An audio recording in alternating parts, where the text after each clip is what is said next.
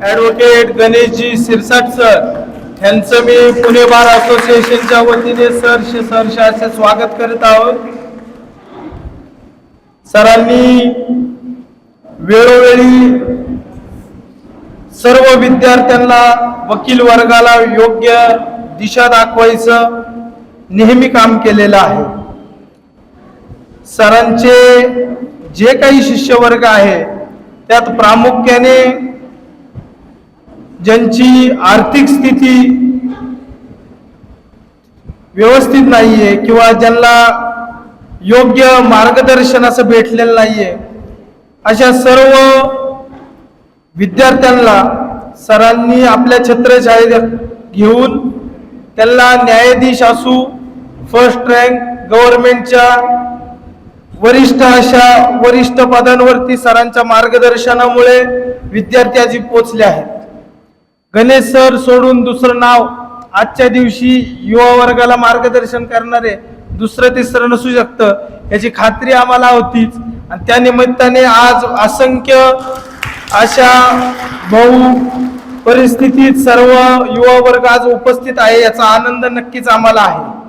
कार्यक्रमाची सुरुवात करण्या अगोदर मी अध्यक्षांना विनंती करतो की त्यांनी आजचे आपले प्रमुख मार्गदर्शक महाराष्ट्र व गोवा बार काउन्सिलचे सन्मान्य विद्यमान सदस्य ॲडव्होकेट गणेशजी सिरसाट सर यांचा यथोचित असा सन्मान करावा। मी पुणे बार असोसिएशनच्या सर्व पदाधिकाऱ्यांना देखील विनंती करतो की आपण सिरसाट सरांचा सन्मान करावा।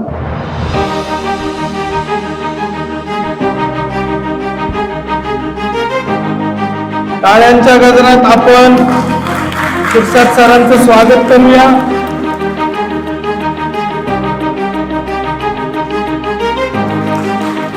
गुरुपौर्णिमा म्हणजे भारतीय संस्कृतीतील गुरु शिष्य परंपरेचा पवित्र उत्सव।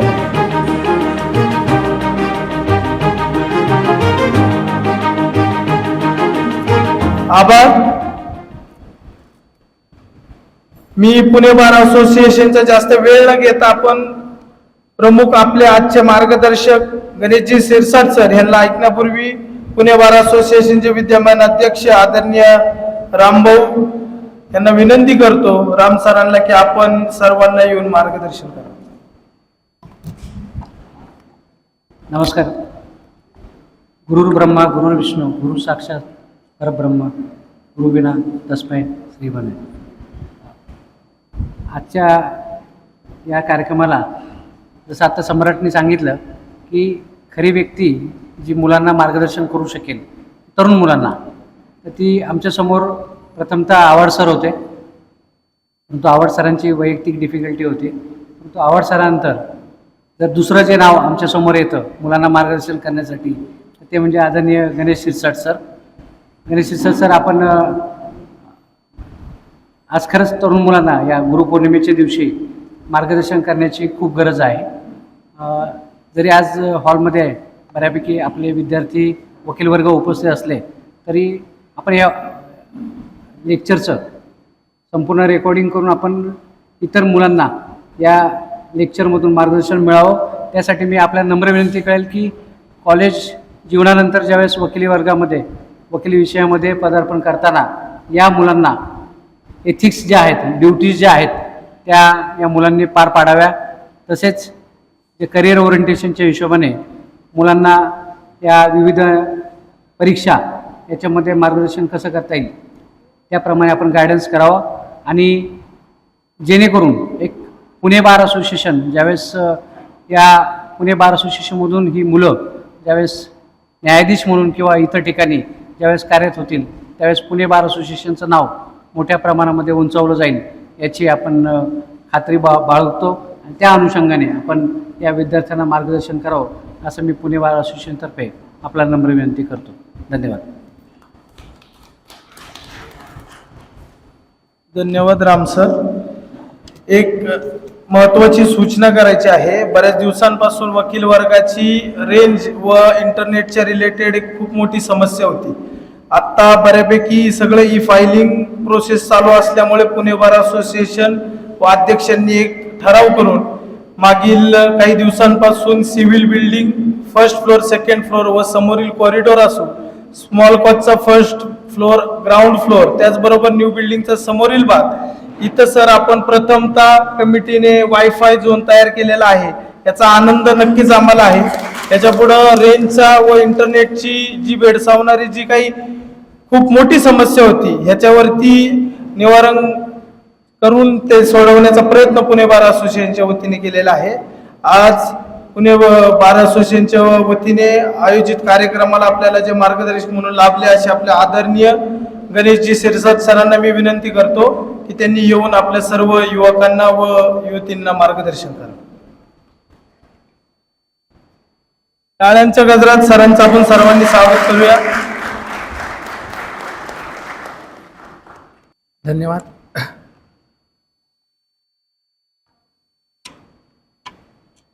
सर्वप्रथम आपल्या सर्वांना गुरुपौर्णिमेच्या खूप खूप शुभेच्छा. आणि आज गुरुपौर्णिमेच्या निमित्ताने हा एक छोटेखानी आपला कार्यक्रम आयोजित केला, त्याबद्दल पुणे बारचे अध्यक्ष आदरणीय भुजबळ सर, उपाध्यक्ष प्रताप मोरे सर, कांताराम नप्ते सर, उपाध्यक्षा मॅडम परदेशी मॅडम, आमचे मित्र सम्राट जांभूळकर सर, सर्व कार्यकर्ते Abhijit Pol sir, Sneha madam, Anjali Badal madam, Shivraj Nimbalkar sir, Pooja Pawar madam आणि सर्व सदस्य आणि कार्यकारिणी, सर्वप्रथम तुमच्या सर्वांचे खूप खूप आभार की गुरुपौर्णिमेच्या दिवशी मला थोडे माझे विचार व्यक्त करण्याची संधी ह्या सर्व नवोदित आमच्या वकील बंधू भगिनींसमोर विचार मांडण्याची संधी आपण मला दिली. गुरुपौर्णिमेचा आणि आपल्या प्रोफेशनचा तसा जवळचा संबंध आहे. 5 वर्ष आपण कायद्याचं ज्ञान घेतल्यानंतर ज्यावेळेस कोर्टात येतो त्यावेळेस आपल्याला पुढचं शिक्षण, पुढचं करिअर आपलं सुरू होतं. आणि सगळ्यात महत्त्वाचं आता हे करिअर करत असताना, प्रॅक्टिस करत असताना कसं बोलायचं, कसं वागायचं हे नक्कीच आपल्याला पुस्तकं शिकवत नाहीत.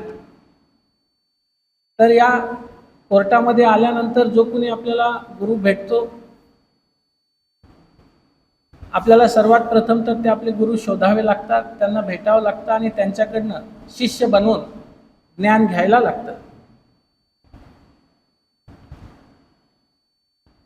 आजकाल टेक्नॉलॉजीच्या जमान्यामध्ये एखादा ज्युनियर म्हणू शकतो ॲप्लिकेशन बनवायचं तर ChatGPT बनवून देते, ड्राफ्ट बनवायचा तर गुगल बनवून देते. आर्टिफिशियल इंटेलिजन्सच्या या काळामध्ये ग्रामर करेक्ट करायला ॲप्लिकेशन्स आहे, ड्राफ्ट बनवायला आर्टिफिशियल इंटेलिजन्स आहे, ॲप्लिकेशन बनवायला आर्टिफिशियल इंटेलिजन्स आहे, जजमेंट शोधून द्यायला आर्टिफिशियल इंटेलिजन्स आहे. अशा या काळामध्ये, टेक्नॉलॉजीच्या काळामध्ये गुरुची काय गरज आहे हा प्रश्न नवीन पिढीला नक्की पडू शकतो. बऱ्याच जणांना असं वाटू शकतं किंवा गुगल आपला गुरु होऊ शकतो, यूट्यूब आपला गुरु होऊ शकतं, व्हॉट्सअप तर युनिव्हर्सिटी आहे, त्यामुळे तिकडे मी जाणार नाही. या डिस्कशनची सुरुवात करताना एक खूप छोटासा प्रश्न माझ्या मनात पडला ज्यावेळेस मला अध्यक्ष उपाध्यक्ष सरांचा फोन आला की सर आपल्याला गुरुपौर्णिमेच्या निमित्त एक ज्युनियर वकील बांधवांकरता थोडं लेक्चर द्यायचं आहे. तर माझ्या मनात हाच प्रश्न होता की आज टेक्नॉलॉजीच्या जमान्यामध्ये खरंच एखादा ज्युनियरला प्रश्न पडेल की मला गुरुची काय गरज आहे. एवढी सगळी तर माहिती सगळीकडे अवेलेबल आहे, एका क्लिकवर अवेलेबल आहे. आणि मग माझ्या मनात पहिला प्रश्न आला की जे गुगलवर मिळू शकते, जे आर्टिफिशियल इंटेलिजन्सवर येऊ शकते ते तर इन्फॉर्मेशन मे बी झाली, ती इन्फॉर्मेशन झाली.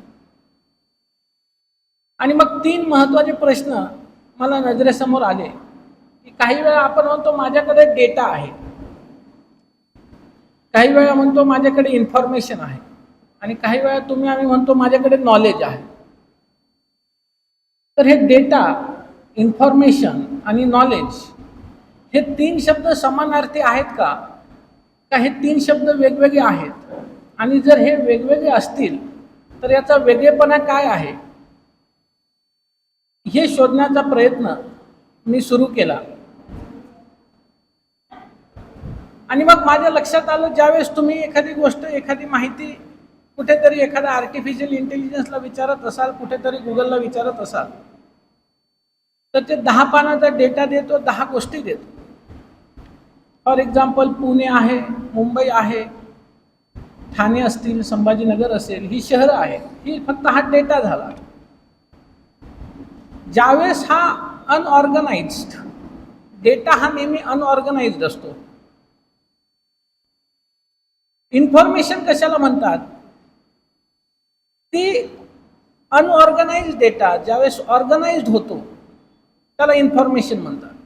की पुणे, मुंबई, ठाणे, संभाजीनगर ही महाराष्ट्रातली मोठी शहरं आहेत. हे वाक्य ज्यावेळेस मी बोलतो ती इन्फॉर्मेशन झाली. डेटा हा अनऑर्गनाइज्ड असतो, इन्फॉर्मेशन ही ऑर्गनाइज्ड असते. आणि मग नॉलेज कशाला म्हणायचं? आणि सगळ्यात महत्त्वाचा प्रश्न असतो, ज्यावेळेस तुमच्या हे सगळी इन्फॉर्मेशन तुम्ही जे गॅदर करता ती तुमच्या मनामध्ये ज्यावेळेस भिमते, मेमरीमध्ये स्टोर्ड होते, त्याला आपण नॉलेज म्हणतो. आर्टिफिशियल इंटेलिजन्स तुम्हाला फक्त इन्फॉर्मेशन देऊ शकते, ते नॉलेज देऊ शकत नाही. त्या इन्फॉर्मेशनचं रूपांतर नॉलेजमध्ये होण्याकरता कुणीतरी तुम्हाला गुरु लागेल, कुणीतरी तुम्हाला सिनियर लागेल, की ही इन्फॉर्मेशन वापरायची कशी आणि याचा वापर करायचा कसा, हे तुमच्या ब्रेनमध्ये स्टोअर करण्याकरता कुणीतरी सोप्या भाषेत सांगणारा लागेल, आणि तो गुरु असतो. आणि वकिली क्षेत्रामध्ये ती खूप जास्त महत्त्वाचं आहे.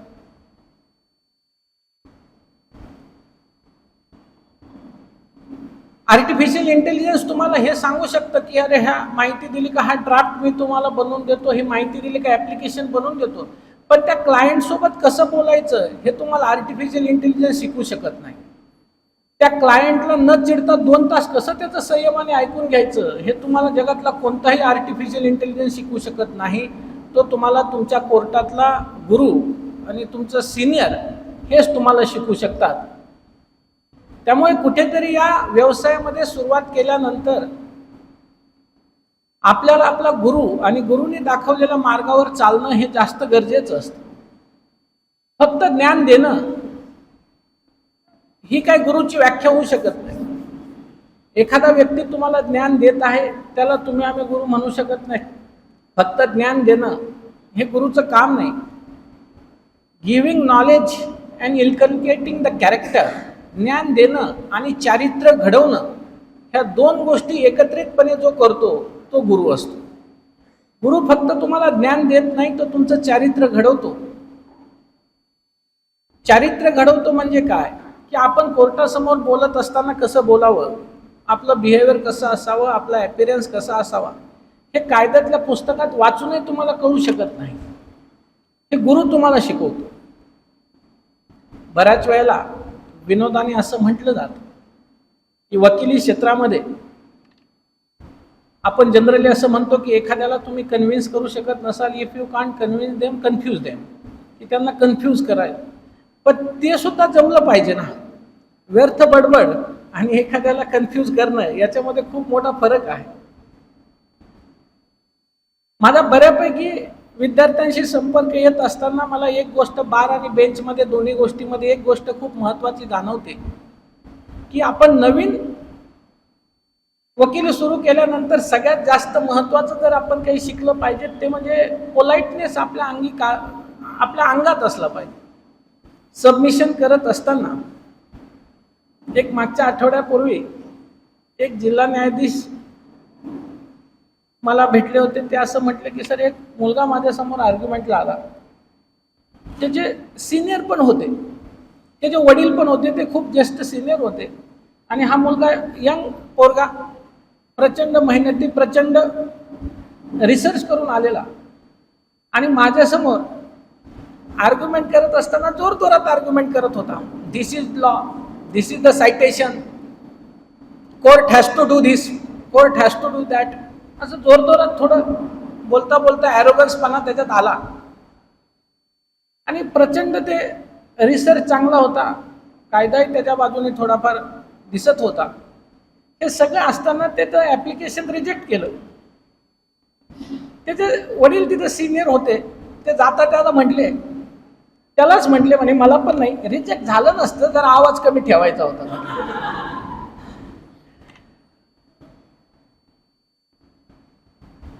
ते म्हणले सिनियरला कळलं, ज्युनियरला कळायला टाइम आहे. कोर्टामध्ये कधी कधी आपण बोलत असताना आपण फक्त एखाद्या क्लायंटचे ॲडव्होकेट नाहीत, आपण ऑफिसर ऑफ द कोर्ट आहोत हे विसरता कामा नये. आज गुरुपौर्णिमेच्या दिवशी माझे गुरु आदरणीय स्वर्गीय बी आव्हाड सर आणि आदरणीय एस आव्हाड सर यांनी दिलेली काही शिकवण आठवते. मला स्वर्गीय बी आव्हाड सर नेहमी म्हणायचे, Ganesh, the quarrel is not between the advocates, quarrel is always between the parties. वाद हा कधी वकिलांमध्ये नसतो, वाद क्लायंटमध्ये असतो. ज्यावेळेस आपण एखादी केस मांडतो त्यावेळेस बऱ्याच वेळेला आपल्या क्लायंटची बाजू मांडताना कधी कधी भावनेच्या भरात आपण एक लाईन क्रॉस करून जातो की हा अपोजिट पार्टीचा आहे वकील साहेब, त्यांची ना आपली पर्सनली दुश्मनी नाही, शत्रुत्व नाही, बांधाला बांध नाही, आणि भांडणं हे लोकांचे विकत घेतलेले त्यांचे ना आपले नाहीत. तर कधी आपल्या प्रोफेशनमध्ये काम करत असताना अपोजिट पार्टीचे ॲडव्होकेट्स हे आपले कलिग आहे, आपले मित्र आहे, आपले सिनियर ज्युनियर आहे, त्यांचा रिस्पेक्ट कधी कमी होता कामा नये. कोर्टात तुम्ही जोरजोरात वाद जरी घातले तरी बाहेर आल्यानंतर ते म्हटले पाहिजे, सिनियर म्हटले पाहिजे, अरे छान आर्ग्युमेंट केलं, चल तुला चहा पाजतो. अपोजिट पार्टीचे एखादे सिनियर ॲडव्होकेट सुद्धा ज्यावेळेस ते दाद देतात ना, त्यांच्याकडनं खूप काही शिकायला मिळतं. आपल्याला कोर्टात आपल्याला सिनियर्सकडनं शिकायला मिळतं, कलिगकडनं शिकायला मिळतं, जजेसकडनंही शिकायला मिळतं. आज एक सगळ्यात महत्त्वाचा विषय आहे नवीन ज्युनियर वकील बांधवांकरता, तो म्हणजे कम्युनिकेशन. की कोर्टामध्ये, न्यायालयात आपण आपली बाजू मांडत असताना कोणत्याही क्षेत्रामध्ये आपलं संभाषण किंवा कम्युनिकेशन कसं असावं. हा तर वेगळा भाग झाला की कोर्टात ॲपियर होत असताना आपल्याला तो प्रॉपर आपला ॲपियरन्स असला पाहिजे, आपला ड्रेस कोड असला पाहिजे, पण ॲरोगन्स तर कधीच नसला पाहिजे. ॲरोगन्सनी फक्त नुकसान होतं. एक खूप जुना किस्सा आहे की असं नेहमी म्हटलं जातं की वकील साहेब काही गोष्टींमध्ये एक्सपर्ट असतात. पहिली एक्सपर्ट, दुसऱ्याच्या चुका शोधण्यात ते एक्सपर्ट असतात. दुसरी गोष्ट, कायद्याच्या पळवाटा शोधण्यात आणखी मोठे एक्सपर्ट असतात. हे सगळं करत असताना कायद्यातल्या चुका, कायद्यातल्या पळवाट शोधणं, दुसऱ्याच्या चुका शोधणं, हे करत असताना ज्युनियर वकिलांना कधीतरी आपणही चुका करतो हे सांगणारं कोणी नसतं. आणि आपण चुका करत आहोत, तुझं चुकतंय हे सांगण्याकरता तिथे गुरुच लागतो. कारण स्वतःच्या डोळ्याने सगळं जग दिसू शकतं, तुम्ही स्वतःच्या डोळ्याने स्वतःला पाहू शकत नाही. स्वतःला पाहण्याकरता आरसा लागतो आणि तो आरसा म्हणजे तुमचा गुरु असतो. कधी कधी ह्या व्यवसायामध्ये कॉन्फिडन्स, ओव्हर कॉन्फिडन्समध्ये एक थिन लाईन ऑफ डिफरन्स असतो. एक छोटीशी थिन लाईन आहे कॉन्फिडन्स आणि ओव्हर कॉन्फिडन्स. फॅन्टम बाईट नावाची खूप जुनी एक केस आहे, हिस्टॉरिकली नेहमी साईट होते कॉन्फिडन्स आणि ओव्हर कॉन्फिडन्सच्या बाबतीत. अशी एक केस होती की एका आरोपीने व्हिक्टिमच्या दाताने नाक चावला आणि त्याचं नाक तोडला आणि फिर्यादीची क्रॉस चालू होती. नवीन वकील साहेब, आपले ज्युनियर वकील साहेब होते, थोडा नेहमीच जोश असतोच. मग त्यांनी आपला प्रश्न विचारताना एकदम जोशमध्ये म्हणे, घटना घडली त्यावेळेस दिवस होता का रात्र होती? म्हणजे रात्र होती. म्हणे मग तुम्ही तुमचं नाक चावताना ह्या आरोपीला पाहिलंय का म्हणे. ते नाही पाहिलं म्हणे. वकील साहेबांना एक थोडा आनंद झाला आणि साहेब रेकॉर्डवर घ्या की यांनी नाक चावताना आरोपीला पाहिलेलं नाही. मग ते खुश झाले थोडा आणि ओव्हर कॉन्फिडन्स कडे गेले. पण मग काहीच राहिलं नाही, यांनी पाहिलंच नाही तर कशावर नाही की दुसरा तर काही विटनेसच. मग ते फिर्यादी म्हटलं साहेब आता काय आहे की माझं ना डोळ्याच्या खाली माझं नाक आहे आणि ते ज्यावेळेस चालत होतं ते ज्यावेळेस माझं नाक चावत होतं मला तो दिसलाच नाही. मी डोळे झाकलेले होते ना ते चावत असताना. पण ज्यावेळेस मी डोळे उघडले त्यावेळेस त्याच्या दाताला रक्त लागलं होतं, माझा नाकाचा भाग त्याच्या दातात होता हे मात्र मी पाहिलंय म्हटलं. आणि त्याच्यानंतर ती केस लिगल प्रोफेशन मध्ये क्रॉसमध्ये कॉन्फिडन्स आणि ओव्हर कॉन्फिडन्स मधली थिन लाईन डिफरन्स सांगणारी एक हे नेहमी एक्झाम्पल साईट केलं जातं फॅन्टम बाईकचं. हे कोण शिकवल तुम्हाला की अरे राजा की हे तुझा कॉन्फिडन्स आहे ना ते नुकसान करून जाईल. जरा हे कॉन्फिडन्स नाही हा ओव्हर कॉन्फिडन्स आहे. हे सांगणारा तिथं लागतं ना. आणि तो सांगणारा तुमचे सिनियर्स असतात ते तुमचे गुरु लागतात. तुम्ही युट्यूबवर पाहून खूप हे बनवू शकतात की गुलाबजाम कसे बनवायचे. 10 व्हिडिओ पाहताल आणि छान गुलाबजाम कसे बनवायचे. मग एकाने 10 व्हिडिओ पाहिले युट्यूबवरनं गुगलवरनं माहिती घेतली आणि छान ते गुलाबजाम कसे बनवायची सगळी रेसिपी फॉलो केली आणि त्याचे ते कढईमध्येच ते गुलाबजाम तिथेच खराब झाले. ते म्हटलं एवढा सगळं व्हिडिओ पाहिलं एवढं सगळं ज्ञान मिळवलं खराब तर झाले. त्यावेळी तुला हे नव्हतं सांगितलं की गॅस किती टेम्परेचरवर ठेवायचा. तुझा थोडा जास्तच झाला होता.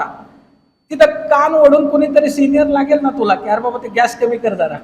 बाकी जरी तुला सगळं येत असलं हे कोण सांगणार. आणि याकरता आपल्या प्रोफेशनमध्ये जेव्हा जेव्हा आपण किती टेक्नॉलॉजी म्हटलं किती आर्टिफिशियल इंटेलिजन्स आला किती चॅट जीपीटी आला तरी सिनियर किंवा गुरुचं महत्त्व कमी होऊ शकत नाही. आणि आपल्या प्रोफेशनमध्ये तर नाहीच नाही. नेहमी एक प्रश्न आम्हाला बार काउन्सिलचे मेंबर म्हणून नेहमी एक प्रश्न ज्युनियर वकिलांकरता पडतो किंवा आर्टिफिशियल इंटेलिजन्स ज्युनियरची जागा किती कमी करू शकते. कारण सिनियरला जर ड्राफ्ट बनवायला ज्युनियरची गरज लागत होती, ऍप्लिकेशन करता गरज लागत होती आणि हे जर 2 मिनिटात आर्टिफिशियल इंटेलिजन्स करून देऊ शकतंय तर ज्युनियरची जागा किती कमी होऊ शकते किंवा ही टेक्नॉलॉजी आर्टिफिशियल इंटेलिजन्स हे ज्युनियरची जागा किती रिप्लेस करू शकते हा प्रश्न आमच्या समोर नेहमी पडतो. आणि याचं उत्तर आम्ही शोधण्याचा प्रयत्न करत राहतो. मला एक शिक्षक म्हणून एक उत्तर सापडलं की जेवढी गरज टेक्नॉलॉजीची ज्युनियर सिनियरला आहे, सिनियर तर समजा टेक्नॉलॉजीमध्ये सगळी ज्येष्ठ मंडळी थोडी कमी यूज करतात, ज्युनियर जास्त यूज करतात, तेवढीच गरज लीगल प्रोफेशनला गुरु शिष्य या नात्याची पण आहे. ही टेक्नॉलॉजी ना वकिलीतलं सिनियरचं स्थान कमी करणार ना ही टेक्नॉलॉजी ज्युनियरचं स्थान कमी करणार.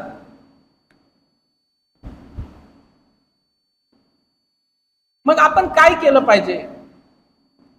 तर मला एक शिक्षक म्हणून काही गोष्टी आठवतात की करिअरमध्ये किंवा मी स्पर्धा परीक्षेच्या विद्यार्थ्यांना सांगतो, नेहमी आमच्या जीएमएफसीच्या विद्यार्थ्यांना एक उदाहरण देतो की पोलाइटनेस किती महत्वाचा असतो.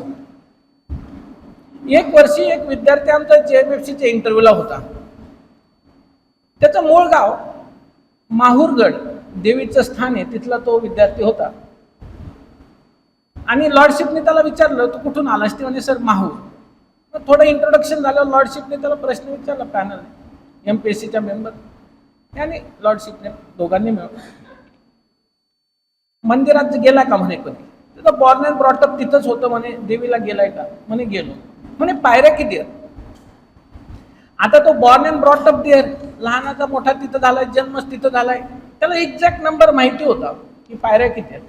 आणि काय काम असतं ना लहानपणी उड्या मारत मारत मारत मारत जायचं, मोजत जायचं आणि मोजत यायचं. माणूस 1 2 3 तिथंच शिकलेला असतो. त्या मुलाला ना परफेक्ट माहित होतं की किती स्टेअर केस आहेत कारण त्याच्या वयाचे 25 वर्ष तिथंच गेलेले आहेत. त्यांनी एक नंबर सांगितला की सर माझ्या मते सर इतके आहेत. ते पॅनल एक जोरात हसकलं त्याच्यावर. काय खोटं बोलतो म्हणे. एकदम जोरात हसकलं. खोटं बोलतो म्हणे तो. मी मागच्या आठवड्यातच जाऊन आलो म्हणे. मला माहित आहे इतक्याच स्टेअर केस आहेत, इतक्याच पायऱ्या आहेत. याला माहिती होतं की मी जे उत्तर सांगतो तेच बरोबर आहे आणि समोर जे साहेब सांगतायत ते उत्तर चुकीचं आहे. पण नॉलेज ना हा अहंकार असतोय. नॉलेज हा ज्ञान हा नेहमी अहंकार असतंय माणसात. थोडं ज्ञान आलं का थोडा इगो जरा वाढतो, आणखी आलं का थोडं जास्त वाढतो. म्हणजे तुम्ही कधी पहा, आपण सुद्धा बाकीचं उदाहरण घेण्यापेक्षा आपण सुद्धा कुणालाही फोन केल्यानंतर पहिल्यांदा नाव सांगताना हेच सांगतो, ॲडव्होकेट XYZ बोलतोय. हेच असते ना, मी ॲडव्होकेट आहे, तू नीट बोल बरं, कुणी का असेल. एका प्रकारचं थोडं ते इगोच असते. एखादा डॉक्टर असेल ते अगोदर सांगते मी डॉक्टर बोलतोय, नाही का, ते एक थोडा नॉलेज इगो असते. तुम्ही कधी ऐकलंय का एखादा BA झालेला माणूस फोनवर बोलतोय XYZ BA बोलतोय? त्या माणसाला इगो नाही ना, त्या बिचाऱ्याला इगो नाही. ज्ञान हा माणसाचा इगो असतो. कमी लोकांना जमतं की ज्ञान आला तरी ते इगो राहायला नाही आला पाहिजे. मग आता याच्याकडे ज्ञान आहे ना, याला एक्झॅक्ट माहिती आहे ना की किती पायऱ्या आहेत. मग हा जर थोडा अहंकारी असता, इगो असता, तर हा काय म्हटला असता, तुमचं चुकतंय, मला माहित आहे, मी तिथलाच आहे, माझा जन्म तिथं झालाय, एवढ्याच आहे. एवढंच वाक्य त्या इंटरव्ह्यू मध्ये फेलच केला असता, त्याला फेलच केला असता. 1000%, 100% नाही, 1000% फेल केला असता. कारण आपल्याला हे कळलं पाहिजे समोर कोण बसलंय आणि आपण कुणाला बोलतो. ते विद्यार्थी खूप हुशार होता. त्यांनी एकाच वाक्यात उत्तर दिलं, म्हटलं सर माझ्यामध्ये एवढ्या स्टेअरकेस आहेत, पण जर माझं चुकत असेल तर I will correct my self. तुमचं नाही चुकत आहे, तुमचं नाही चुकत. म्हणजे ह्या उत्तरात दोन गोष्टी दिसल्या, त्याचा कॉन्फिडन्स की माझ्यामध्ये इतके आहे, आणि ह्या उत्तरात त्याचा दुसरा अँगल दिसला, पोलाइटनेस, की सर माझं चुकत असेल तर मी मला करेक्ट करून दे. ते पॅनल हसलं आणि नंतर म्हटले नाही तुझं बरोबर आहे. त्यांना काही घेणं देणं नव्हतं की पायऱ्या किती आहेत. त्यांना एवढंच पाहायचं होतं की आपण हा विद्यार्थी ज्याला सिलेक्ट करत आहोत तो जर आत्तापासूनच इगोइस्टिक आणि अहंकारी असेल तर खुर्चीवर बसल्यावर थोडा इगो जादा येतो. मग ते आत्ताच जर इगोइस्टिक असला मग खुर्चीवर बसला तर ते डबल त्रास होऊन जातो. ते अगोदरच तपासण्याचा प्रयत्न करतात. त्यामुळे स्पर्धा परीक्षा असतील काय किंवा ॲडव्होकसी असेल काय, आपला सबमिशन आणि सबमिसिव्हपणा, पोलाइटनेस सोडून चालणार नाही. ज्युनियर वकिलांनी तर नाहीत नाही. मी तुम्हाला ऑफ द रेकॉर्ड सल्ला देतो, थोडी रेकॉर्डिंग चालू असल्यामुळे नाही सांगता येत. ज्युनियर वकिलाचं जेवढं काम पोलाइटनेसने होईल ना त्याच्या डबल काम उद्धट बोलल्याने बिघडून जात आहे. कारण डायसवर बसल्या बसल्या साहेब काय म्हणतात, पोलाइट आहे, जाऊ द्या, देऊन टाक, एखादा रिलीफ देऊन टाक. पण तेच जरा उलट बोललेला असला ना ते होत नसते, होणार बिघडत जात आहे. कारण शेवटी माणूस आहे, ह्युमन बिंग आहे, थोडाफार इगो कोणालाही येत आहे. त्यामुळे तुम्ही तर नवीन, अजिबातच ह्या भानगडीत नाही पडायचं की आज साहेबाला उलट बोललो आणि लयच भारी काहीतरी केलं. तुझं नुकसान नाही झालं पण क्लायंटचा कार्यक्रम नक्की लागेल. काही ना काही त्याच्या डिस्क्रिशनरी पॉवर मध्ये इकडं तिकडं गोंधळ होऊन जातो.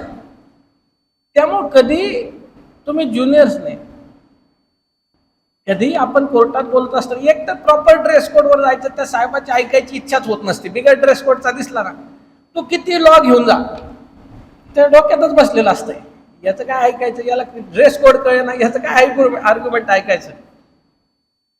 त्यामुळे आपण प्रॉपर ड्रेस कोडवर गेलो पाहिजे आणि पोलाइटनेसने आपलं सबमिशन झालं पाहिजे. मे बी लॉ असेल नसेल डझंट मॅटर. लॉ तुमच्या बाजूने, तुमच्या विरोधात आहे. आपण ऑफिसर ऑफ द कोर्ट्स आहोत, आपलं कोर्टाला असिस्ट करण्याकरता आहोत. कधी आपण कोर्टाला मिसलीड करण्याकरता आपलं काम नाही.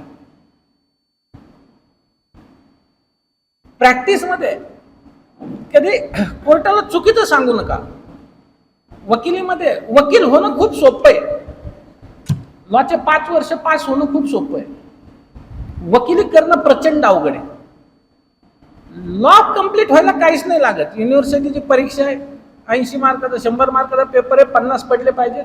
आपल्याला ते स्टँडर्ड माहिती आहे. 15 मार्काचा प्रश्न 8 पानं लिहिले का ते प्रश्न मार्क मिळून जातील. पण वकिली करणं प्रचंड अवघड आहे. त्याच्याकरता प्रचंड कष्ट लागतात आणि ते कष्ट करण्याच्या अगोदर तुम्हाला हे समजून सांगायला कुणीतरी लागतं की बाबा कोर्टात बोलायचं वागायचं कसं. आणि हे सिनियर आणि तुमचा गुरु करते. मला चांगलं एक उदाहरण आठवतंय लातूरचं. अध्यक्ष, मी एकदा लातूरला लेक्चरला गेलो. लेक्चर झाल्यानंतर मला एक निरोप आला. आमचे एक विद्यार्थी म्हटलं, सर एक सिनियर आहेत, आमच्या बाळाचे खूप ज्येष्ठ सिनियर आहेत, 80 वर्ष वय, त्यांनी तुम्हाला भेटायला बोलवलंय. मी म्हटलं प्रोग्राम झाला की जाऊ. आणि मग मी आपलं लेक्चर झाल्यानंतर त्या सिनियरच्या ऑफिसला भेटायला गेलो. 80 वर्ष त्यांचं वय असेल, ऑफिसमध्ये बसले होते, मी आशीर्वाद घेतले आणि चर्चा करत होतो. त्यांनी 2-3 रजिस्टर्ड काढले. म्हणे सर, स्वातंत्र्याच्या वेळेसची त्याच्या अगोदरची माझी सनद असेल. आणि त्यांनी त्या रजिस्टर्ड मध्ये दाखवलं की हे माझ्या आयुष्यातली ही पहिली केस. ह्या केसमध्ये हे 2 पार्टीज होते, ती कोणत्या साहेबांपुढे होती, त्या केसचं काय झालं हे मी वकिली सुरू केल्यापासून पहिल्या दिवसापर्यंत वयाच्या 80 वर्षापर्यंत रजिस्टर्ड माझ्याकडे तुम्हाला प्रत्येक वर्षाचं मिळेल. मी तुम्हाला पहिल्या वर्षाचं काढलंय.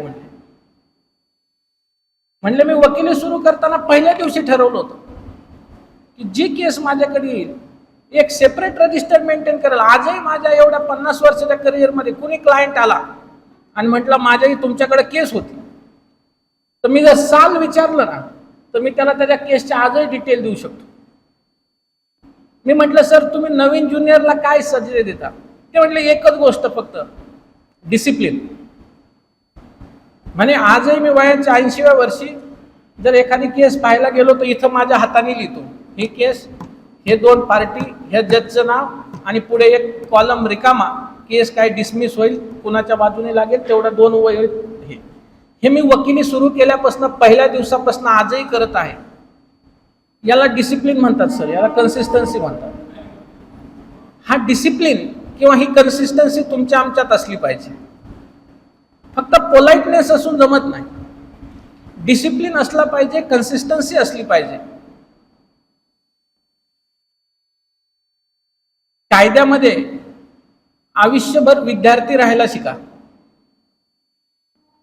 तुमच्यातली नवीन शिकण्याची जिद्द कधी थांबता कामा नये. एक किस्सा आहे. एक ज्युनियर सिनियर कडे जातो, म्हणे सर चांगला वकील व्हायला किती वर्ष लागतील? सिनियर म्हणले 10 वर्ष. पण ज्युनियर म्हणला सर माझ्यासारखा हुशार वकील असेल, माझ्यासारखा हुशार ज्युनियर असेल तर मग चांगला वकील व्हायला किती वर्ष लागतील? सिनियर म्हणजे 11 वर्ष. ते म्हणले का? म्हणे मी खूप हुशार आहे, हा अहंकार कमी व्हायला 1 वर्ष लागेल म्हणे. त्यामुळे कधी बाय डिफॉल्ट नेचर असतं, ह्युमन नेचर असतं की मला खूप येतं किंवा मी खूप हुशार आहे, मला कशाची गरज नाही, हे अहंकार आहे.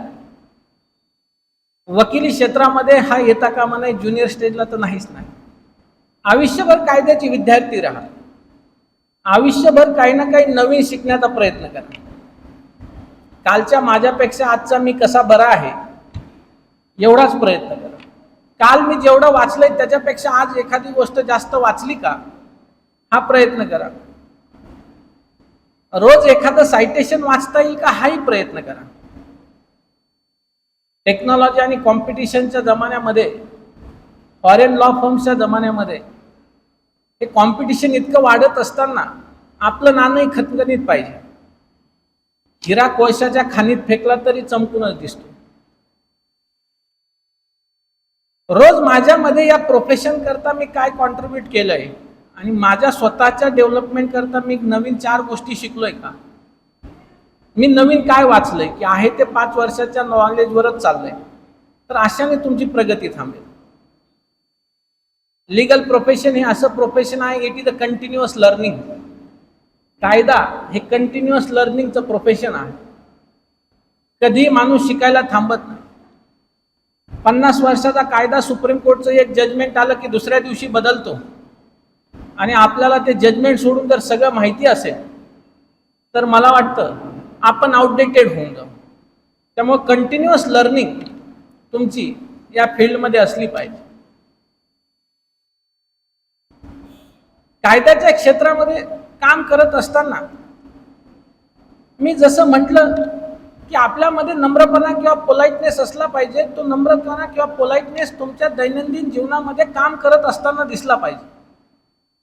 ते काय पोलाइटनेसचं काही सलाईन आहे का? याला सलाईन लावा एक, या पोलाइटनेसचं म्हणजे हे 2-4 दिवसात नीट होतंय.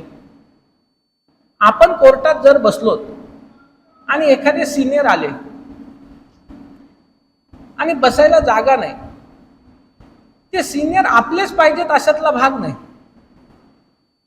तर मला वाटतं जर आपण उठलो आणि त्यांना बसायला जागा दिली, हाही पोलाइटनेसचा खूप मोठा भाग आहे. मग ते सिनियर तुमचे आहेत किंवा कुणाचे आहेत हा प्रश्न नाही आहे. ते आपल्या फ्रॅटर्निटीतले सिनियर आहेत आणि इथे बसायला जागा नाहीत, आपण ज्युनियर आहोत, आपण बसलो तर ते उभे आहेत, याचं आपल्याला कुठेतरी वाईट वाटलं पाहिजे. आपण उठून उभा राहिल्याने काही फरक पडत नाही. ते सिनियर रिकग्नाइज करतील का नाही हा प्रश्न नाही. ते सिनियर तुम्हाला हे म्हणतील का रे थँक्यू म्हणतील की नाही हा प्रश्न नाही. हे माझ्या आयुष्याचं प्रिन्सिपल आहे म्हणून मी उठलो, हा माझा पोलाइटनेसचा भाग आहे म्हणून मी उठलो. मी रिकग्निशन करता उठलो नव्हतो. हे जरी प्रिन्सिपल्स आपल्याला पाळता आले तरी वकिलीमध्ये स्काय इज द लिमिट. स्पर्धा परीक्षेत तर माणूस एकदम व्यवस्थितच पुढे जातो, पण प्रॅक्टिसिंग पॉइंट ऑफ व्ह्यू मध्ये पण खूप नकळत पुढे जातो. प्रत्येक क्षणी कोणी ना कोणी सिनियर ऑब्झर्व करत असतो. माझा एक विद्यार्थी, मी नाव नाही सांगणार, जज झाला, आपल्याच बाहेरचा. अतिशय गरीब परिस्थितीतनं हा विद्यार्थी शिकत होता. लॉ करत असताना बानेर साईडला एका सोसायटीचा हा वॉचमन होता आणि रात्रभर तो तिथं सिक्युरिटी गार्ड म्हणून काम करायचा आणि सकाळी चालत चालत, मॉडर्न लॉ कॉलेज त्याचं होतं, चालत 4 किलोमीटर चालत यायचा, परत चालत जायचा. तिथं सोसायटीत राहायची सोय होती. आणि हा पास आउट झाल्यानंतर मग याने ज्युडिशरी करत होता, पण प्रॅक्टिस करत होता. त्याने मला खूप सुंदर उदाहरण सांगितलं. ते जज झाल्यानंतर एकदा तो आणि मी गप्पा मारत बसत होतो. म्हटलं तू ज्युनियरशिप कशी कुणाकडे केली? म्हटलं सर कुणाकडेच नाही. मग म्हटलं शिकला कसा? म्हणे मी कोर्टातल्या जवळपास सगळ्यात सिनियरचा ज्युनियर होतो. म्हणे काय? म्हणे सर मी कोर्टात गेलो ना की एकदम शांतपणे कुठेतरी काम नसलं तर लायब्ररीत बसायचो, कुठे ना कुठे कोर्टात ऐकत बसायचो. मग येता जाता एखादे सिनियर ऑब्झर्व करायचे. मग ते लायब्ररीत कोर्टात बसल्यानं एकदा एका सिनियरनी एक नंबर घेतला, अरे तू रेग्युलर असतोस? म्हणे सर मी रेग्युलर येतो. म्हणे काम काही नाही आहे म्हणे सर, पण मी रेग्युलर येतो. मग तुझा नंबर दे. मग ते नंबर दिला. मग ते सिनियर एक दिवस बाहेर गावी होते, त्यांचं काहीतरी काम इथं होतं आणि इथं कुणीच नव्हतं. त्यांनी मला फोन केला, अरे एवढं काम आहे, पाहशील का? त्याने सर मी कोर्टातच आहे. कारण त्यांना खात्री होती की हे कोर्टातच असणार, त्यांना खात्री होती हे कोर्टातच असणार. मग त्यांनी ते मला काम दिलं, मी ते काम केलं. त्यांनी बोलून मला पैसे दिले, मी आपला रोज परत. त्याच्यानंतर दुसऱ्या एका दिवशी एका सिनियरचा दुसरा फोन आला. म्हणे अरे त्या पहिल्या सिनियरने फोन नंबर दिला तुझा, कोर्टात माझं एक काम आहे. तर ते म्हणले कोण नसलं सापडलं तरी हे पोरगं सापडेल म्हणे, एकदा फोन करून पहा म्हणे. असं करत करत म्हणे जवळपास सर 20-25 सिनियर कलिग वगैरे कुणी काही काम पडलं त्यांचं कमाल फोन करायचे. मला रोज काम असायचे म्हणे सर, मी कोणाकडे ज्युनियरशिप नाही केली. आणि हे करत करत म्हणे मी जज झालोय म्हणे. आणि हे सगळे लोक मला काम कशा करता द्यायचे? तर मी फक्त प्रामाणिक होतो आणि नम्र होतो. कधी कुणी काम सांगताना मी विचारलं नाही पैसे देणार आहेत का. कधी कुणी मला काम सांगताना मी विचारलं नाही किंवा सर याची मला फी देणार आहे का, याचे एवढे पैसे देणार आहेत का, क्लायंटकडनं घेऊ का मागू का. मला फोन आला, मी काम केलं आणि विसरून गेलोय. ते सिनियर होऊन 2 दिवसांनी फोन करायचे, अरे तू हे काम केलं होतं, हे तुझे 2 पैसे फी ठेव. त्याचा हा नम्रपणा, त्याचा हा पोलाइटनेस त्याला करिअरमध्ये खूप पुढं घेऊन गेला. तो नंतर चांगला जज झाला, जज म्हणूनही चांगलं काम करतो. म्हणजे आयुष्यामध्ये ह्या गोष्टीचं थोडं आपण पालन करायला शिकलं पाहिजे. ह्या सगळ्या प्रोसेसमधनं नवीन ज्युनियर वकिलांकरता थोडं सांगेल की सोशल मीडियापासून थोडं लिमिटेड रिस्ट्रेंट ठेवा. बार काउन्सिल ऑफ इंडियानी तर खूपच मोठं 36 पानाचं आमचं काढलेच आहे ते रेझोल्युशन, त्याच्यावर आम्ही चर्चा करत आहोत, त्याच्यावर समजा आमचे डिस्कशन सुरू आहे. 2 मिनिटं तो भाग ठेवा. पण कोर्टामध्ये ज्यावेळेस आपण येतो त्यावेळेस नॉलेज बोलतं, आपलं ज्ञान बोलतं. सोशल मीडियाची पब्लिसिटी एक क्षणिक असते. ती क्लायंट आणला तरी टिकून नाही ठेवू शकत, आणि ते लॉंग टर्म नसतं कधी. नेहमी एक लक्षात ठेवा, यशाला शॉर्टकट कधीच नसतो. समजा 2 मिनिटं असं धरून चाला की 2 व्यक्ती आहेत. एक सामान्य माणूस आहे, सामान्य कुटुंबातील एक गरीब कुटुंबातील व्यक्ती आहे, आणि एक खूप मोठ्या श्रीमंत व्यक्तीचा मुलगा आहे. दोघं एव्हरेस्टच्या पायथ्याला उभे आहेत. आणि एक जण हेलिकॉप्टर चॉपरमध्ये बसला आणि एव्हरेस्टच्या वर तिथे जाऊन थांबला. 2 मिनिटं त्या हाईटला जाणार नाही समजा चॉपर, पण आपण धरलं आणि तिथं वर जाऊन पोहोचलाय. आणि एक जण खालून आपलं चालत चालत निघालाय, वर जातंय, पडतंय, धोपडतंय, आपडतंय, परत वर जातंय, परत खाली सरकतंय, परत वर जातंय. असं करत करत एक दिवस ते दोघं एका ठिकाणी पोहोचले आणि 2 लोक एका जागेवर उभे आहेत. एक डायरेक्ट आलाय आणि एक खालून प्रवास करत करत आपट्यात धोपट्यात आलाय. या दोघांना आपण यांचं यश सारखं आहे का, किंवा हे 2 लोक सक्सेसफुल आहेत का आपण म्हणणार का? कारण तो जो जेवढा डायरेक्ट जो गेला ना, तो ज्या स्पीडने गेला त्याच्या डबल स्पीडने ते खाली येत असते. त्याला थोडं वातावरण बदललं तरी त्याला समजणार नाही इथं काय करायचंय. पण जो खालून गेलाय ना, तो इतक्या अनुभवातनं गेलेला असतो की त्याला तिथं ते टिकण्याकरता तो अनुभव कामी येतो. धक्के खाल्लेले असतात, वर गेलेलं असतंय, पडलेलं असतंय, वातावरण कधी बदलतंय, किती काळ बदलतंय, किती वेळ राहतंय, परत खाली जाऊन थांबायचं का, परत वर यायचं का, हे सगळं त्या अनुभवातनं आलेलं असतं. आणि तो जो अनुभव आहे, तो अनुभव आपल्याला ह्या फील्डमध्ये यशस्वी बनवतो. म्हणून यशाला शॉर्टकट नसतो, अनुभव लागतो. आणि कधी कधी आपला अनुभव आपल्या गुरुच्या अनुभवामध्ये मिक्स होऊन आपली मोठी प्रगती होते. तुम्ही केव्हाही पहा, स्वामी विवेकानंदांचे गुरु रामकृष्ण परमहंस, कुणीही स्वामी विवेकानंदांना असं ओळखत नाही की हे रामकृष्ण परमहंसाचे शिष्य आहेत. पण रामकृष्ण परमहंसांना सगळे या नावाने ओळखतात की हे स्वामी विवेकानंदांचे गुरु आहेत.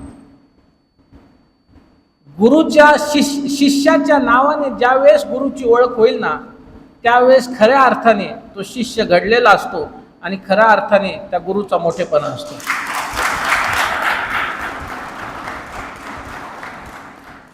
तुमचं यश इतकं मोठं असावं की तुमच्या सिनियरला, गुरुलाही सांगताना अभिमान वाटला पाहिजे की माझ्या तालमीत घडला, माझ्याकडे होता आणि हा माझा ज्युनियर आहे. हे सांगताना त्या सिनियरला अभिमान वाटला पाहिजे. कधी आपलं वागणं बोलणं, कोर्टातलं आपलं वर्तवणूक वागणं बोलणं असं नसावं की त्या सिनियरला सांगायची वेळ येईल हे आपल्याकडे नव्हता. याला मी ओळखत नाही. साहेबांना हे सांगायची वेळ येऊ नये किंवा माझा ज्युनियर नाही साहेब, ते तुमचं तुम्ही पाहून घ्या, ही वेळ येता कामा नये. हे थोडं कुठेतरी आपल्या करिअरच्या दृष्टीने चुकीचं आहे. दुसरं कुणाचंही नुकसान नसतं, ते नुकसान फक्त आपलं स्वतःच असतं. त्यामुळे तेही तुम्ही भान ठेवलं पाहिजे की आपलं यश आपल्याला एवढं मोठं बनवायचं की आपल्या गुरुची ओळख आपल्या नावाने होईल. गुरु आणि शिष्याचं एक नातं असंच असतं, एक डिटॅच्ड रिलेशन म्हणतो आपण त्याला, एक डिटॅच्ड रिलेशन, की गुरु कधी शिष्याला बांधून ठेवत नाही, हे असंच आणि ते तसंच. गुरु फक्त शिष्याला रस्ता दाखवतो आणि मोकळं सोडून देतो की तू आता तुझा प्रवास, वाट, प्रकाश स्वतंत्र ठेव. गुरु शब्दाचा जर अर्थ पाहिला तर त्यामधला पहिला गुरु शब्दातला गु हा जो शब्द आहे तो अंधार आणि रू हा प्रकाश. अंधाराकडनं प्रकाशाकडे घेऊन जाणारा म्हणजे गुरु, असा त्याचा अर्थ होतो. अगदी आपण कायद्याच्या भाषेत जर विचारला तर अज्ञानाकडून ज्ञानाकडे घेऊन जाणारा म्हणजे गुरु. आपल्या फील्डमध्ये कधी कधी असं होतं की अनुभव खूप जास्त महत्वाचा. वकिली फील्डमधला एक विनोदाने एक किस्सा सांगितला जातो. एक क्लायंट येतात आणि त्या सिनियरला सांगतात की साहेब तुमची खूप फीज आहे म्हणे, हे मॅटर चालवायची खूप फीज आहे म्हणे, तुम्ही इतके लाख रुपये फीज घेता म्हणे. दुसरे ज्युनियर असतील म्हणे ते 20,000 पण हे सेम केस चालवतात, एवढी का फी घेता म्हणे. त्याने त्या फी मध्ये जर फोड करायची ठरवली तर म्हणे 20,000 कायद्याची फी आहे आणि वरची 80,000 माझ्या 25 वर्षाच्या अनुभवाची आहे.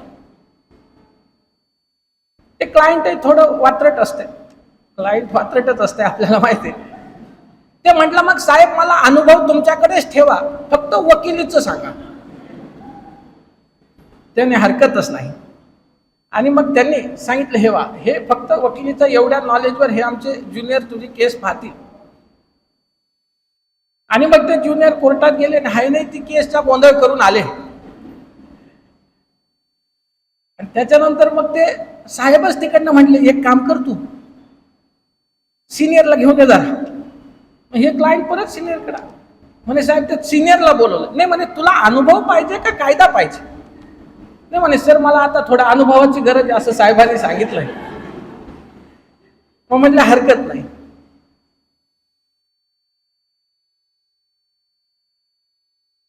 नेहमी असं लक्षात ठेवा की समजा एखाद्या यात्रेमध्ये एखाद्या जत्रेमध्ये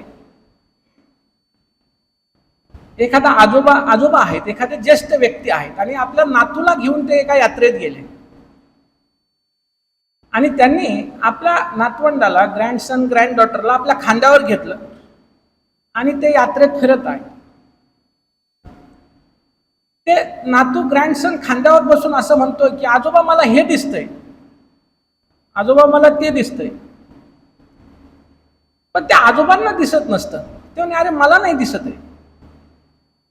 जे त्या आजोबांना दिसत नाही पण त्या ग्रँडसन त्या ग्रँडडॉटर त्या नातवाला दिसतंय. याचा अर्थ त्या नातवाची उंची आजोबापेक्षा मोठी झाली असं होत नाही. त्या आजोबांची स्वतःची उंची आणि त्यांनी आपल्याला नातवाला खांद्यावर घेतलंय म्हणून त्याला पुढचं जग पुढचं प्रोफेशन दिसतंय. नेहमी पुढची जनरेशन ही मागच्या जनरेशनच्या नॉलेजवर उभी असते. त्याच्यामुळे पुढच्या जनरेशनला आणखी लांबचं दिसतं आणि करिअरमध्ये आणखी पुढं जायची संधी मिळते. हेही विसरून चालणार नाही की हे जे मागचं जे ज्ञान आहे ते सगळं सिनियर्स किंवा आपल्या गुरूंचं असतं आणि एका प्रकारे आपण त्यांच्या खांद्यावर बसलेलो असतो. त्याच्यामुळे आपल्याला त्यांच्यापेक्षा खूप जास्त लांबचं दिसतं. याचा अर्थ त्यांच्यापेक्षा आपली उंची मोठी झाली असं नक्कीच होत नाही. हे भानही तुम्ही कधी विसरला नाही पाहिजेत. हेही या दिवशी गुरुपौर्णिमेच्या दिवशी तुम्ही लक्षात घेतलं पाहिजे. आजच्या ह्या गुरुपौर्णिमेच्या दिवशी मी तुम्हाला एकच सांगेन की दगडाचे मूर्तीमध्ये रूपांतर करायला गुरु लागतो आणि तो गुरु ज्यावेळेस मूर्ती घडवतो तो दगड पण तसा लागतो. एखाद्या विद्यार्थ्याला घडवण्याकरता तो शिष्य पण तसा पाहिजे आणि गुरु आपली परीक्षा घेत राहतो की हे खरंच त्या पात्रतेचं आहे का की आपण याला घडवावं. दगडाला पर्टिक्युलरली घडवून मूर्ती बनवता येते. चिखलावर किती तुम्ही छन्नी हाणली तरी त्याची मूर्ती लवकर होत नाही. त्यामुळे आपलं हेही लक्षात आलं पाहिजे की आपणही ते शिष्य होण्याच्या पात्रतेचं असलो पाहिजे. तेव्हा आपले गुरु आपल्याला तिथपर्यंत घडवतील. आणि जर आपल्याला एखादे गुरु भेटले तर ते आपल्याला ह्या वकिली क्षेत्रामध्ये कोणत्याही क्षेत्रामध्ये त्यांचं ज्ञान आपल्याकडे देऊन त्याच्यात आपलं ज्ञान ॲड होतं आणि एक रस्ता दाखवतात.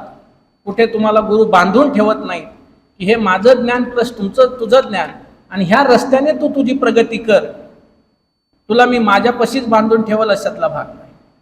गुरु कधी शिष्याला पर्टिक्युलरली असा बांधून ठेवत नाही. त्याला मुक्त वातावरणात सोडून देतो. लहानपणी एक छोटंसं घटना नेहमी घडायची की वडील मुलांना सायकल चालवायला शिकवत असतात आणि मग त्या वडील मुलाला सांगतात की मी मागे कॅरेजला पकडतोय, तू आपलं पॅन्डल मार. आणि ते मुलाला एक कॉन्फिडन्स असते की पाठीमागे वडिलांनी कॅरेज पकडलं, हे पॅन्डल मारत मारत वडील एक दिवस ते हात सोडून देतात आणि हा पॅडल मारत तसाच पुढे जातो. पाठीमागे वळून पाहतो तर वडील लांब उभे असतात आणि हे पडतो लागतो, पण सायकल चालायचं शिकतो. गुरुही तसेच करत असतात. घडवत असताना एक ज्ञान तुम्हाला देतात आणि पुढे सोडून देतात की आता हे तुझ्या आयुष्यात तू पुढे जा. थोडा धडपडला तरी शिकशील, पडला तरी खूप चांगलं आयुष्यात पुढे जाशील. इथंच मी तुला बांधून ठेवून अज्ञान तू होणार नाहीस, याची गुरु काळजी घेतो की हा असाच राहणार. कधी एखाद्या विद्यार्थ्यांना घडवत असताना प्रत्येक वेळेस त्या विद्यार्थ्याला योग्य वाटेल असंच वागलं पाहिजे अशातला भाग नाही. कधी कधी अहंकार असतो. म्हणजे मी तुम्हाला एक उदाहरण देईन. माझ्याकडे ज्युडिशरीच्या परीक्षेला एक विद्यार्थी होता. त्याचे वडील जिल्हा न्यायाधीश होते आणि साहजिकच होतं त्याच्याकडे थोडा अहंकार, इगो होता. ते कधी क्लास संपला की मला आपलं भेटायला, मी कॅबिन मध्ये बसलेलो असतो का, धाडक्यान दरवाजा उघडायचा, आतमध्ये यायचा. सर एक प्रश्न.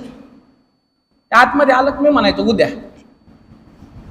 जेवढ्या स्पीडने आतमध्ये यायचा दुसऱ्या स्पीडने मी बाहेर काढायचो. ते परत 2 दिवसांनी आलं, धाडक्यान दरवाजा उघडून, सर एक महत्वाचा प्रश्न आहे, मला हा कन्सेप्ट समजला नाही. मी म्हणायचो उद्या. त्याला 8 दिवस तर मी भेटलोच नाही, प्रश्नच नाही. शेवटी त्याच्या वडिलांचा फोन आला.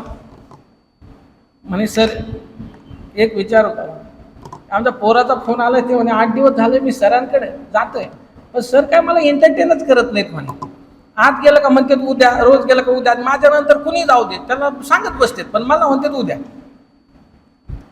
मी म्हटलं सर एक काम करा म्हणे, तुम्ही थोडे दिवस थांबा म्हटलं. तुम्हाला जर वाटतंय तुमचं पोरगं जज व्हायचं, मला माझ्या पद्धतीने जाऊ द्या, मला चांगलं माहिती म्हणे. तुम्ही सुद्धा म्हणता माझं पोरगं सुधारलं सर, त्याने काहीतरी चुकतंय का त्याचं. म्हटलं सर चुकतच असेल ना 100%. आणि 11व्या दिवशी ज्यावेळेस आत येताना तो म्हटला ना सर आत येऊ का, त्याच दिवशी बस म्हटलं त्याला मी खुर्चीवर. आणि त्याच दिवशी प्रश्न ऐकला त्याचा. म्हटलं तुझा आणि माझा काय बांधाला बांध नाही, तुझा आणि माझा वाद नाही, पण तो जो अहंकार होता ना तुझा की मी जिल्हा न्यायाधीशाचा मुलगा आणि मी भारी धाडक्यान दरवाजा ढकलून आत यायचा ना, तो जोपर्यंत जात नाही ना तोपर्यंत तू जज नाही होऊ शकत. ह्या छोट्या छोट्या गोष्टी असतात. ह्या छोट्या छोट्या गोष्टी आपण आपल्या फील्डमध्ये, दैनंदिन जीवनामध्ये, ॲडव्होकसीमध्ये, कोर्टात येताना, कोर्टरूममध्ये जाताना, प्रॅक्टिस करत असताना, एखाद्या ज्युडिशरीची, JMFCची, डिस्ट्रिक्ट जजची परीक्षा देत असताना, प्रत्येक ठिकाणी ह्या गोष्टी, हे इथिक्स कामी येणार आहेत. कधी कधी ॲरोगन्स कसा नुकसान करून जातो याचं एक उदाहरण देतो. माझा एक विद्यार्थी होता, प्रचंड हुशार, अभ्यासू विद्यार्थी. JMFCच्या 2-3 इंटरव्ह्यू मध्ये फेल झाला आणि त्याच्या सुदैवाने फायनान्शियल कंडिशन त्याच्या कुटुंबाची खूप चांगली होती, पण त्याला पैशाची काही गरज नव्हती. मग त्याला कुणी अभ्यास करताना विचारायचं तुला काय गरज आहे रे, कशाला करतो, तुला काय गरज आहे. तर मग माणूस थोडं चिडतो ना. मग त्याचा एक स्वभाव झाला, पैसा करता नाही करत म्हणे, स्वतःला सिद्ध करायचं. हे काय घरच्याच आहे म्हटलं, माझं वैयक्तिक काय म्हणे, स्वतःला सिद्ध करण्याकरता करतो. आणि मग त्याचा एक स्वभाव बनून गेला. कुणी म्हटलं का तुला काय गरज आहे, ते फाट दिवशी उलट बोलायचं, पैसा करता नाही करत. आणि बऱ्याच वर्षांनी असिस्टंट पब्लिक प्रॉसिक्युटरची 2022ला ऍड आली. त्याने ती मेन्स दिली, प्रचंड चांगला स्कोर होता. इंटरव्ह्यूला बसला, इंटरव्ह्यू चांगला चालला होता. चालता चालता पॅनलने एक प्रश्न विचारला, असिस्टंट पब्लिक प्रॉसिक्युटरला बेसिक पे स्केल किती आहे. आता हे जाहिरातीत असतं, आम्ही ते वाचूनच जातो इंटरव्ह्यूला जाताना. JMFC असो काय, DG असो काय किंवा काही असो, बेसिक पे स्केल किती आहे. तो म्हटला सॉरी सर नाही सांगता. तर पॅनल कधी कधी विद्यार्थ्याची जेन्युइन पर्सनॅलिटी शोधण्याकरता थोडं चिडत असतात की आपण चिडल्याने हे कूल राहतो, शांत राहतोय का, ह्याच्यात व्हायबल होतोय, भीतोय.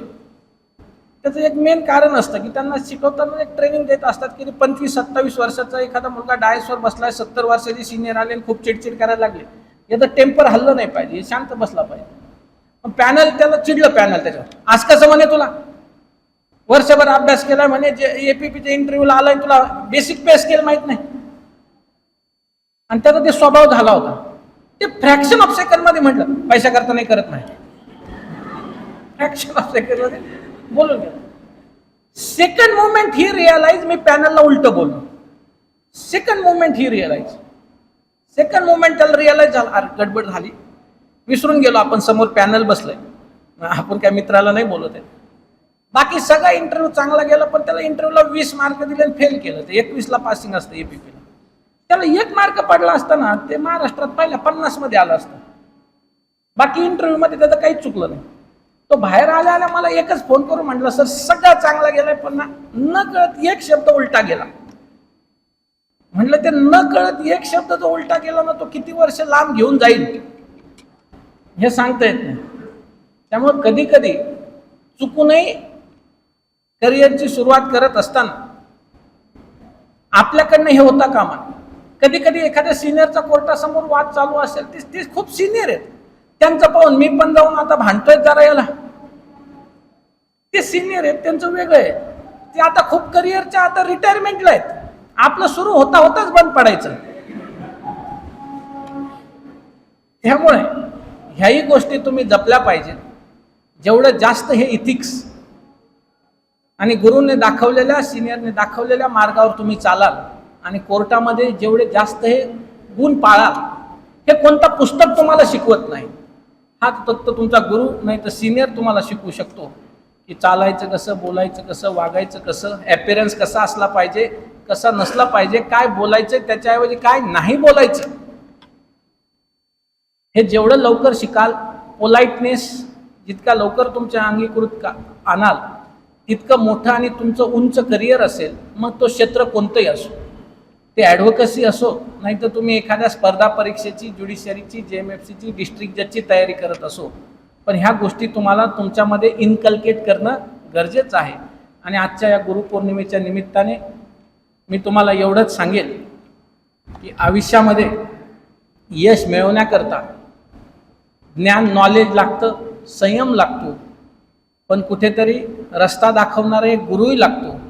नाही तर वाळवंटात एखादं सोडून दिला की कसं भरकटत चालतो, तसं होतं. तो गुरु, पण ते सिनियर आपल्या आयुष्यात असावे. त्यांनी जो मार्ग दाखवलाय त्या मार्गाने पोलाइटली आणि नॉलेज घेऊन आपण पुढे चालत जावं. गुरु तुम्हाला असं बांधूनही ठेवत नाही, काही ठराविक काळानंतर ते तुम्हाला तुमच्या रस्त्याने सोडूनही देतात. ती चालण्याची तुमच्या धमक असावी, पण ती चालत असताना एवढं सगळं ज्ञान घेऊन आपण पुढे चालायला प्रयत्न करावा, अशीच मी तुम्हाला विनंती करेल.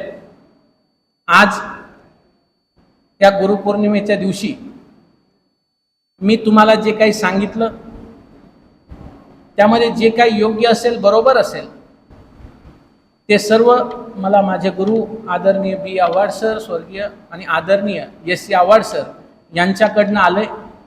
त्यांनी माझ्याकडनं ते पर्टिक्युलरली इनकल्केट केलं. त्यामुळे जे काही बरोबर होतं ते त्यांनी सांगितलेलं होतं. जर काही चुकलं असेल तर त्या चुका माझ्या वैयक्तिक होत्या, त्या तुम्ही मोठ्या मनाने माफ कराल अशी मी अपेक्षा बाळगतो. आणि आजच्या या कार्यक्रमाच्या दिवशी मला तुम्ही सर्वांसोबत संवाद साधण्याकरता बोलवलं, त्याबद्दल पुन्हा एकदा मी पुणे बार असोसिएशनचे, आपले अध्यक्ष आणि सर्व पदाधिकाऱ्यांचे खूप आभार मानतो. आणि तुम्ही सर्वांनी शांतपणे ऐकलं त्याबद्दल तुमचेही खूप खूप आभार मानतो. धन्यवाद. Thank you very much.